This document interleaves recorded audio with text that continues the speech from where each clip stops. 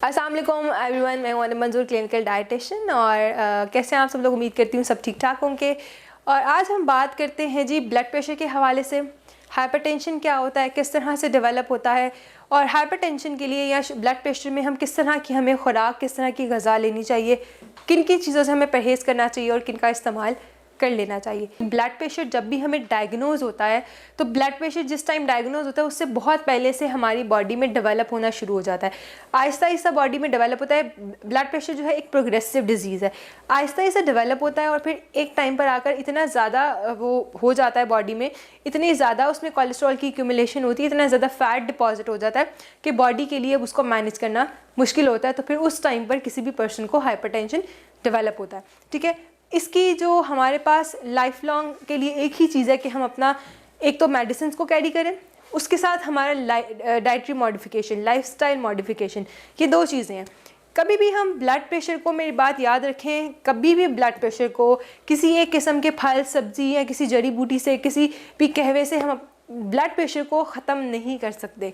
या हम ये नहीं कर सकते कि ब्लड प्रेशर की मेडिसिन को छोड़ दें, उसकी बजाय लहसुन इस्तेमाल करना शुरू कर दें, या हम कोई और जड़ी बूटी या कोई और फल सब्ज़ी इस्तेमाल करना शुरू कर दें कि हमें दवाई ना लेनी पड़े।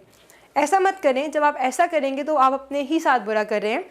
हाइपरटेंशन जितना ज़्यादा बढ़ता जाएगा, आपकी के गुर्दों पे असर करेगा, आपके दिमाग के ऊपर असर करेगा, स्ट्रोक की तरफ जाना शुरू हो जाएंगे, इवन पैरालाइज होने की तरफ भी पेशेंट आना शुरू हो जाते हैं। ठीक है जी, तो ब्लड प्रेशर कभी भी ख़त्म नहीं किया जा सकता। हाँ, इसको हम मैनेज कर सकते हैं। अब इसको मैनेज करने के लिए आप लोगों ने क्या करना है जी, कुछ डाइटरी मॉडिफिकेशंस हैं। सबसे पहले सोडियम का इस्तेमाल, नमक का इस्तेमाल कम से कम करें। एक दिन में जो हाइपरटेंसिव पेशेंट है उसको 1500 मिलीग्राम, 1500 मिलीग्राम जो है वो नमक जो है पूरे दिन में चाहिए होता है। अब ये नमक उसके सालन में भी होगा, उसके खानों में भी होगा, जो फल सब्ज़ी वो खा रहा है उसमें नेचुरली भी मौजूद है, जो दूध वो पी रहा है उसमें भी मौजूद है। तो नेचुरल तरीके से भी और हम खुद जो सालन में डाल रहे हैं, दोनों तरीक़ों से मिलाकर पूरा दिन में 1500 मिलीग्राम सोडियम चाहिए होता है। दूसरी चीज़ जो इम्पॉर्टेंट है वो है हमारे पास यहाँ पर फ़ैट्स। जितना इस्तेमाल हम सैचुरेटेड फ़ैट्स का करेंगे, अनहेल्दी फ़ैट्स का करेंगे, उसका इस्तेमाल ज़्यादा करने से ब्लड प्रेशर बढ़ेगा। सैचुरेटेड फ़ैट्स में हमारे पास क्या आ जाता है जी, उसमें हमारे पास चर्बी आ जाती है, उसमें हमारे पास बनास्पति घी आ जाता है, मक्खन आता है, मार्जरीन आ जाता है। ये सारी की सारी चीज़ें हमारी जो हैं वो सैचुरेटेड फ़ैट्स में है।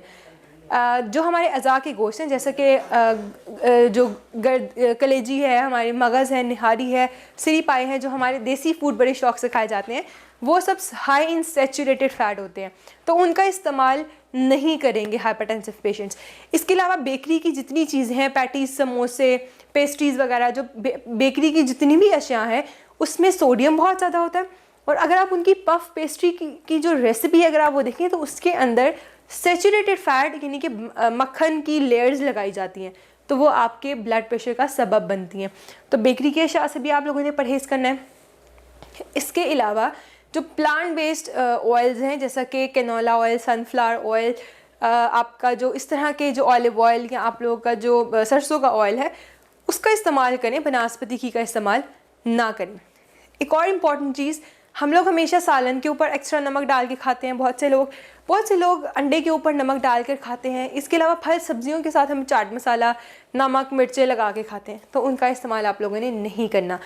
नट्स का इस्तेमाल, गुड फैट्स में हमेशा नट्स आते हैं। नट्स जो है उसके अंदर जो ऑयल होता है, ओमेगा 3 होता है, वो हार्ट हेल्थ के लिए बहुत अच्छा है, तो उनका इस्तेमाल किया जा सकता है। हाँ, अगर आप लोग ड्राई फ्रूट्स का इस्तेमाल रोस्टेड और जो सॉल्टेड नट्स इस्तेमाल करेंगे तो वो ब्लड प्रेशर को बढ़ाएगा, इसलिए आप लोगों ने सॉल्टेड एंड रोस्टेड नट्स का इस्तेमाल नहीं करना। ठीक है जी, ये कुछ हमारी डाइटरी मॉडिफिकेशंस थी। और एक बहुत इंपॉर्टेंट बात लास्ट पे बताती चलूँ, ब्लड प्रेशर हाई होने की सूरत में, जब ब्लड प्रेशर किसी भी पर्सन का, आपके घर में, फैमिली मेम्बर्स में किसी का ब्लड प्रेशर हाई होता है, तो हम सबसे पहले क्या करते हैं, हम उसको बहुत ज़्यादा पानी पिलाना शुरू कर देते हैं। एक बात याद रखें, ब्लड प्रेशर हाई होने की सूरत में एकदम से बहुत ज़्यादा पानी पिला देने से स्ट्रोक का खदशा होता है, यानी कि ब्लड प्रेशर आपका दिमाग के ऊपर असर कर सकता है, स्ट्रोक हो सकता है। तो ब्लड प्रेशर हाई होने की सूरत में सबसे पहले आप पेशेंट को 10 मिनट के लिए बिठा दें, उसको थोड़ा सा नॉर्मल करें, और पानी अगर पिलाना भी हो तो आप उसको 1-2 घूंट करके पिलाएंगे। पूरा ग्लास या 2 ग्लास इकट्ठे पानी के नहीं पिलाने आप लोगों ने, ठीक है जी। तो ये कुछ हमारी डाइटरी रिकमेंडेशंस थी। इसके साथ एक और इम्पॉर्टेंट बात, और वो ये है वॉक लाजमी करें। हाइपरटेंसिव पेशेंट का वज़न जितना ज़्यादा बढ़ता जाएगा उसका ब्लड प्रेशर अनकंट्रोल होता जाएगा। तो कोशिश करें कि अपना वज़न जो है वो मेंटेन रखें, BMI अपना नॉर्मल रखें, फ़ैट एनालिसिस करवाते रहें, फ़ैट परसेंटेज अपनी चेक करवाते रहें, और अपना जो वॉक है 20 से 30 मिनट की वॉक अपनी रेगुलर रखें रोज़ाना की बुनियाद पे। इससे आपकी सेहत भी अच्छी रहेगी, ब्लड प्रेशर भी कंट्रोल रहेगा और आप एक हेल्दी लाइफ भी इंजॉय कर सकते हैं, ठीक है जी। मैंने आप लोगों को कहा फ़ैट एनालिसिस, हमारे पास यहाँ पर रेनबो ओबेसिटी सेंटर में फ़ैट एनालिसिस की फैसिलिटी मौजूद है। फ़ैट एनालिसिस परसेंटेज का एक टेस्ट होता है जो मैं यहाँ पर करती हूँ रेनबो ओबेसिटी सेंटर शादमान में।